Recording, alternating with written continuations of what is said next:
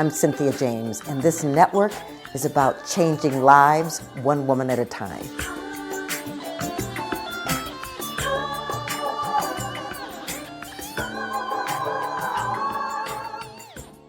So welcome to Women Awakening. I'm your host, Cynthia James. I get the honor of introducing you to women that inspire me. I think they're extraordinary because they take leaps of faith and they're change makers.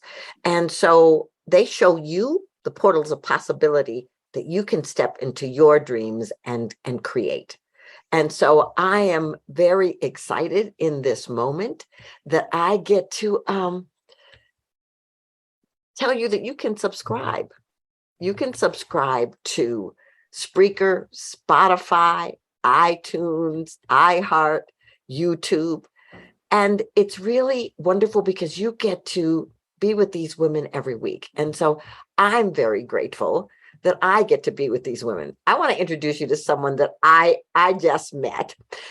We are both She Writes Press authors, and I just loved communicating with her on email. So let me just tell you a little bit about her.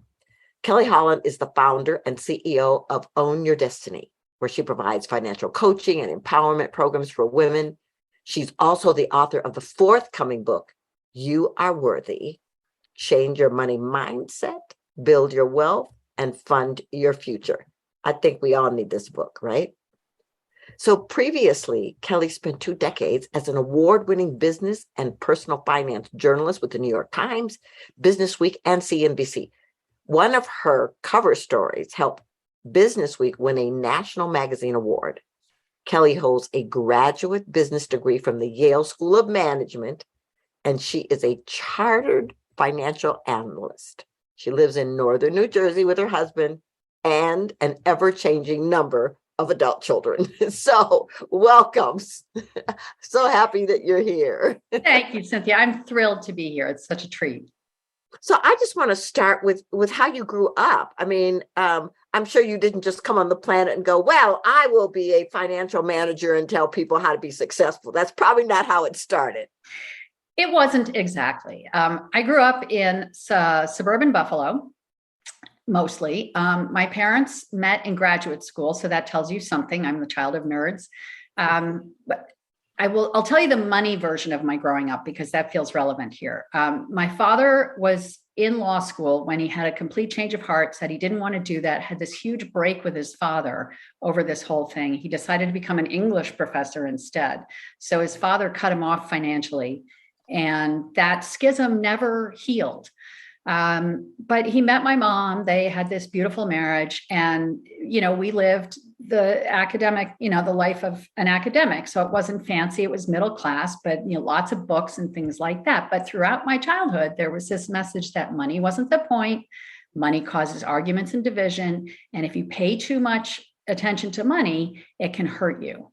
And so that's what I grew up with. And lo and behold, I learned that if you don't pay enough attention to money on the flip side of the coin, that can hurt you too. So I learned that one the hard way, but I came out the other side. I totally get that, but I grew up, where scarcity was the norm. Money's the root of all evil, and rob Peter to pay Paul, and all those kinds of things. And so the journey for me was like learning to have a relationship with money that was healthy. So I love people like you who are saying, here's some tips. This is how you move from here to here. So I want to know, how did you get from there to becoming this journalist, to becoming this awesome author empowering women?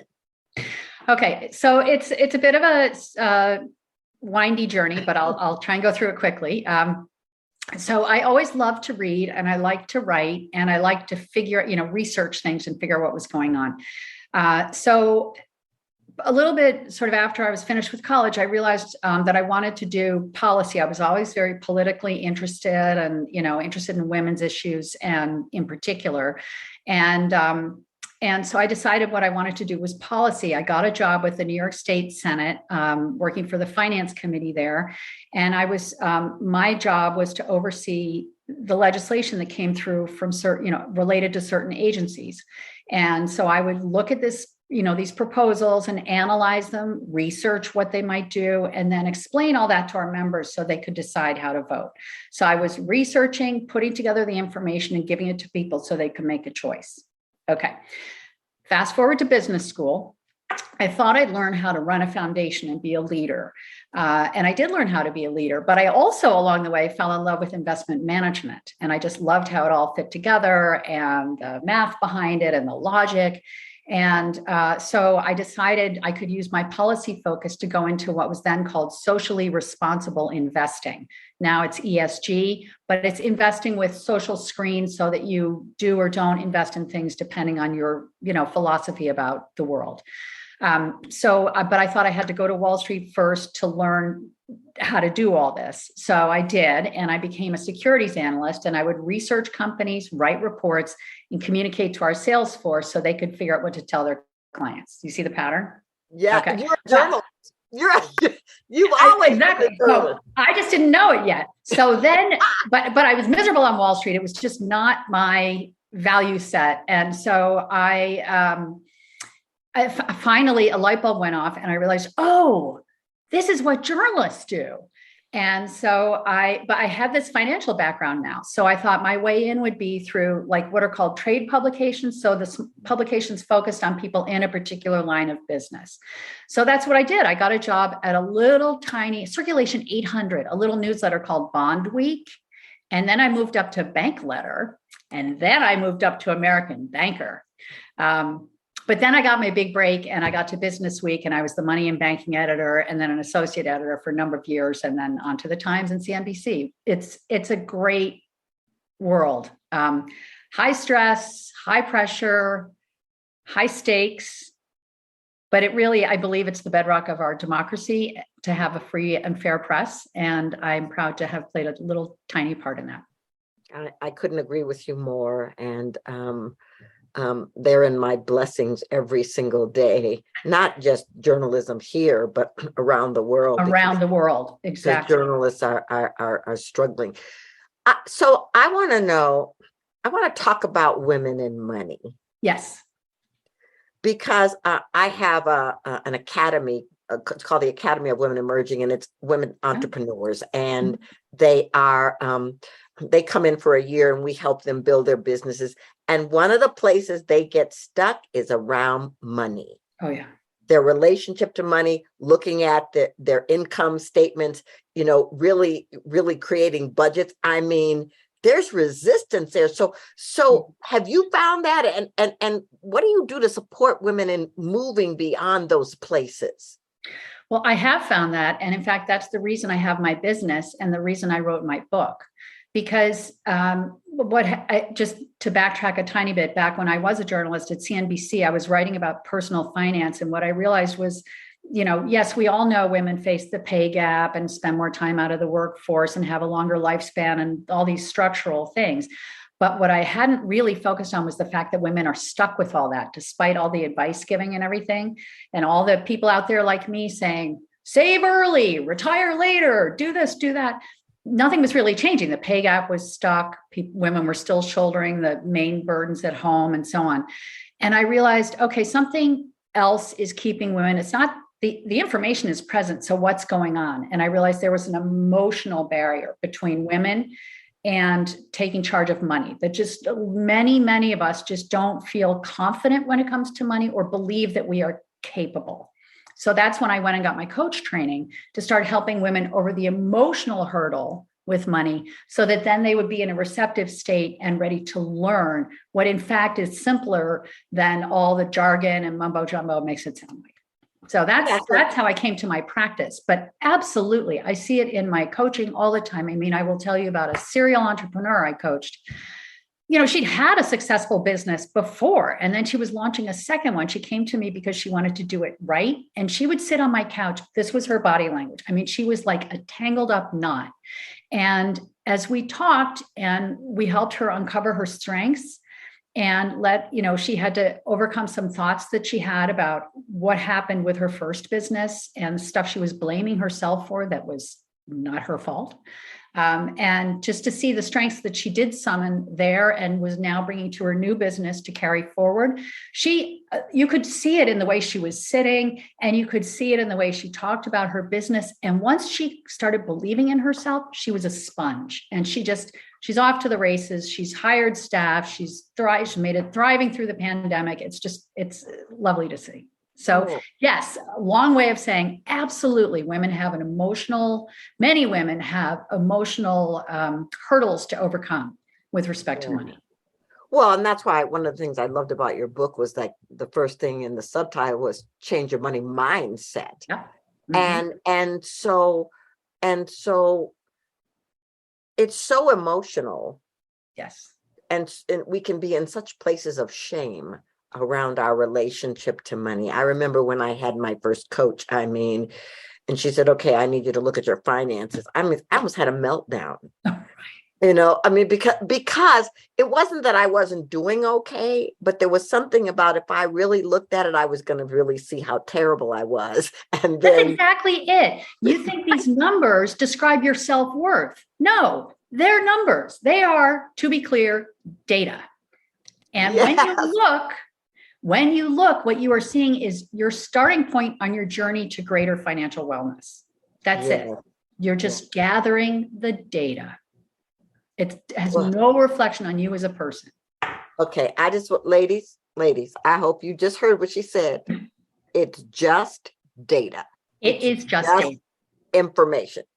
But now let's talk about, then how does gathering the data help you begin to build your wealth? Okay. So this is a process that I take readers through in my book, in You Are Worthy. And so the way the book is designed is it has three parts. The first part is believe, and that's the money mindset part, where you start to believe in your own capabilities, and you learn how to get rid of that shame and panic and self-blame and recrimination, and you put all that aside and you say, you know what, I actually am worthy, and I have life goals, and I want to achieve those life goals. So then the next part is learn. And so that's where the looking comes in. That's the first thing, is you look and see, what do you have? Where is it? And what's it doing for you month to month? So that's your first thing, is to look, just the snapshot of where you are now, and then month by month, what's happening with your money, what's coming in, what's going out, and to what. And so that's the first piece. Once you know that, knowledge is your tool to make it all happen, because then you can set your intentions. In fact, I like to call a budget a statement of intent, because it's your statement of what you want your money to do, how you want to be using your money in line with your values and goals. And so you set that up, and then that's the next piece. And then the piece after that is, what about your long term? Right? Once you have used a budget to get yourself set up with some financial security, some emergency savings, some free cash flow, then you can start thinking about investing for the future and building your wealth and building your future security. And then I take you through how to do that. So, but the looking is absolutely step one. Okay. Believe in yourself, trust that you are worthy. And then all you're going to do when you look is gather data so you can start your journey. That's where it comes in. I love that. Can you hold up the book for us so we can see it? Of course I can. It's You Are Worthy. Yes. Okay, ladies, I want you to just take that in. You are worthy. And what she's talking about are simple steps for you to just open up the possibilities of your abundant flow. I'm so grateful. Thank you so much. This is so wonderful. And so, did you have to go through anything personally to find your own way to navigate this part? The book? No, your money, your wealth, my money. Oh, well, as it happens, yes, I have my own journey of, I told you that I came out of college and I wasn't paying enough attention to my finances. And I thought, let's not go there. That's the place of strife and bad feelings. Well, lo and behold, I rented an apartment I couldn't afford. I got a car that cost too much. And before you knew it, I was living hand to mouth, right? And I had for back in those olden days was an okay starting salary, but boy, was I plowing through that. And one day, it was a Friday. I remember there was sort of a hill that I would go down in my car on the way to my office. And I was at the top of the hill, and I realized that I needed my car in neutral right then because I was almost out of gas. And I couldn't afford to fill the tank in my car until I got paid that afternoon. What kind of a metaphor is that? I was out of gas, right? And you would think that that would have been my light bulb moment. I mean, I did become dimly aware that this wasn't working so well, but that was not what made me change my stripes, nor was my going to business school, nor was my becoming a chartered financial analyst. I could do the work, I could do the analysis, I could make the spreadsheets, all that. But when it came to my own stuff, I was afraid to invest. I thought it was funny, sort of, that I paid bills every other month. I didn't have a budget, none of this stuff. I met my husband who had no financial background. And he said, oh no, I'm going to do the bills. This is not good. Well, ultimately what did change for me was that we got married and we just wanted to start a family. And I realized that if I was going to raise kids the way I wanted to, and be able to send them to good public schools and feed them well and travel, that I was going to need my finances in order. And that's when the light bulb went off, that I could use my money to achieve my goals, that I wasn't after wealth. I was after healthy, well-educated, intelligent children. And for that, I would make a change. So once you get to that heartfelt goal and you believe in yourself, that's when you can do it. That's when you can start soaking up the information and making the plan and start your journey. So yes, I had to go on this journey myself. And I'm not so good with the metaphors. I guess out of gas wasn't enough for me. But look, I got there and you can too. You can do this. It's simpler than you think and you are worthy of it. You deserve it. What I love about this conversation is that, I consistently tell the women that, you look at somebody who's successful and it's not like they just dropped into it. They've been on their own journeys. And a lot of times we teach what we needed to learn. I mean, that's what happens. And so you are an author. Yes. And, that's journey is not for the faint of heart, because you are writing, you are getting into the publishing world, you're getting out there and the marketing and stuff. And so I know there's some people out here who want to be authors. What do you want to tell them? Oh, gee. Well, what do I want to tell them? Cynthia, you could answer this too, because you've already written the book. I would say that be prepared for a lot of hard work. Don't rush. If you're writing nonfiction, your outline is your friend. Don't skip that part. Plan it out. Create your scaffolding. Just like imagine that you're building a house. Frame it out. Build that frame, and then you can start filling it in. I can't speak to fiction writing. That is way beyond me.